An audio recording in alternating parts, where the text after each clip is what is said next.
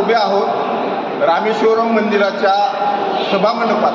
हे सभामंडप पाहायला किती मोठं कॉरिडॉर, त्या काळात स्थापत्यकलेचा एक अद्भुत नमुना या ठिकाणावर पाहायला मिळतो। अगदी या ठिकाणावर आल्यानंतर स्वर्ग अनुभूती येते म्हटलं तर वावगं ठरणार नाही। एक आध्यात्मिक आनंद, मनाला समाधान या ठिकाणावर आलेलं लागतं। 12 ज्योतिर्लिंगापैकी महत्त्वपूर्ण असलेलं हे ज्योतिर्लिंग आहे आणि 4 धामापैकी एक धाम जे की रामेश्वरम आहे। रामेश्वरमला पूर्ण एक धामाचा दर्जा मिळालेला आहे। देशात 4 धाम आहेत, एक रामेश्वरम, दुसरं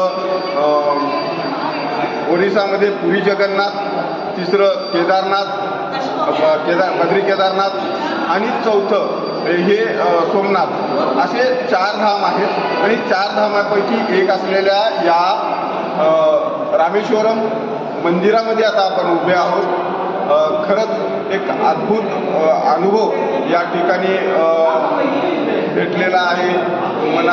मनाला जो आध्यात्मिक शांती लाभते, एक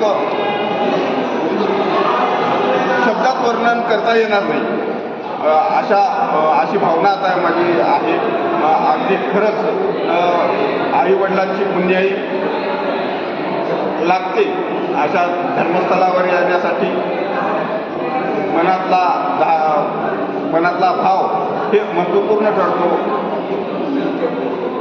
या धकाधकीच्या जीवनामध्ये एक आध्यात्मिक आणि मनाची शांती लाभण्यासाठी आध्यात्मिक टुरिझम हे करणं गरजेचं आहे। देवी देवतांची मंदिरांचं दर्शन हे वेळोवेळी घेऊन त्यांची ऊर्जा आपल्यामध्ये साठवून पुढील कार्याची सुरुवात करायची असते आणि हेच कुठंतरी करण्याच्यासाठी देशभरातील भाविक भक्त इथे असेल, काशी असेल, 12 ज्योतिर्लिंग आणि भारतीय संस्कृती इतकी मोठी आहे, मठ मंदिरांचा हा देश असल्यामुळे या ठिकाणावर मोठ्या प्रमाणात